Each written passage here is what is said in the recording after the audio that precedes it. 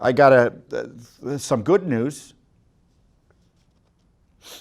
I'm the type of guy who gets outraged by good news sometimes, because you're going to see what I mean here.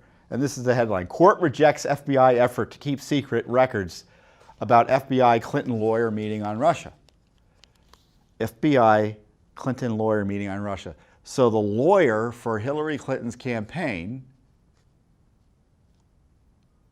and the Democratic National Committee met with the chief lawyer with the FBI during the campaign so they could give them smear material on Trump and Russia. Of course, none of which turned out to be true.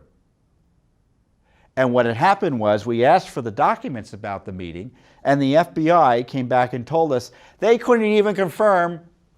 This is to the FBI under Director Wray, President Trump's appointee. They couldn't even confirm that the meeting took place. They refused to confirm or deny the meeting took place, even though the general counsel who met with him testified about the meeting. And the judge said, that's ridiculous. It's pretty clear it took place. So you can't hide behind this, we can't confirm or deny. And why did they say they can't confirm or deny? Because they said if they confirmed or denied, they met with the top lawyer for Hillary Clinton's campaign, it might violate that lawyer's privacy. Yes, you heard that right. And this is the second time the FBI has pulled this, or tried to pull this trick. Because another federal court had rejected a similar argument when they said they don't want to turn over documents about their meetings, more specifically, Mueller's meetings with the Clinton Fusion GPS spy Christopher Steele to protect his privacy.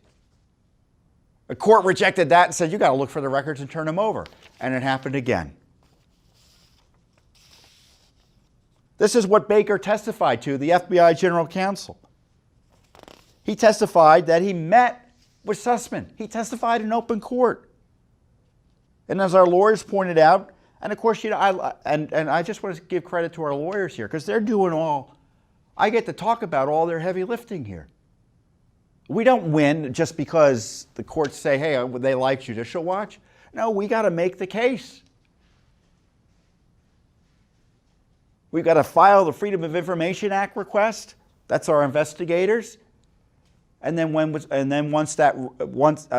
we don't get the records, our lawyers come in and they sue when they can. And then it's another fight. So we read about this meeting. This is what we have to put up with. We read about this meeting. You see it on the news.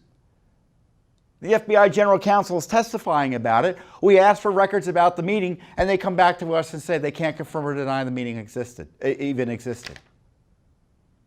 Documents about the meeting even exist.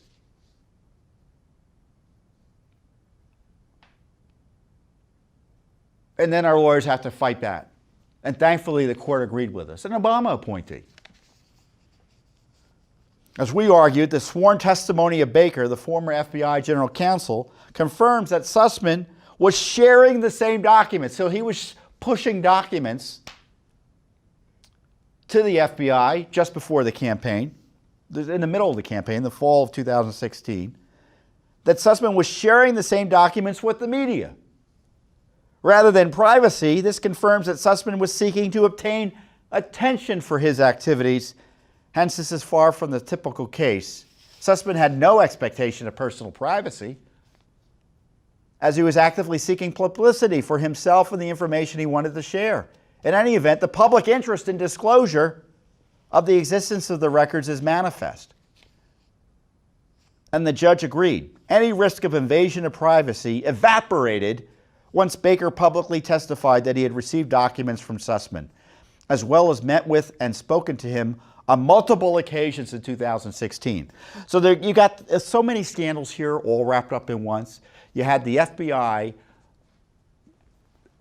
corrupt targeting of Trump in collusion with the Hillary gang that they were supposed to be investigating on the Clinton emails, as confirmed by this unusual meeting between the FBI general counsel and one of Hillary Clinton's top lawyers.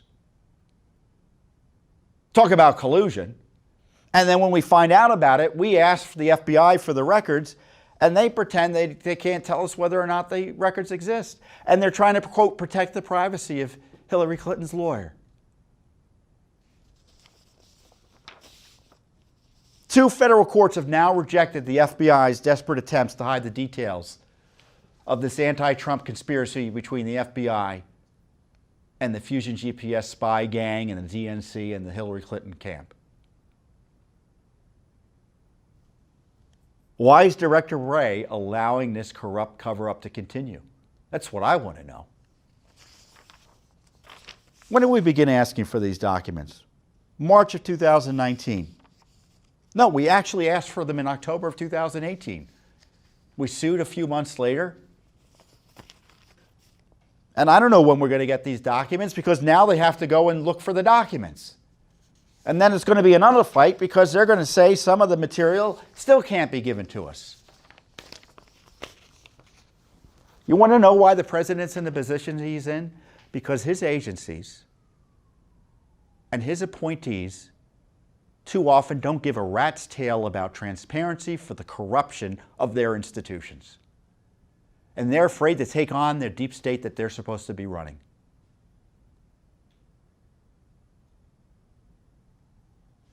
They're sympathetic to us, and I'm sure if I said this to them, they say, oh, you know, Tom, you're right, and you're doing such great work. Judicial Watch is great. But, you know, it's very difficult to get these documents to you. That's excuse making. So as a result of this cover-up, you have the impeachment and the media being able to make up garbage against President Trump. And there's been no disclosure, or not enough disclosure, by the deep state about the truth. Thanks for tuning in. Be sure to subscribe to our YouTube channel to catch all the latest news from Judicial Watch.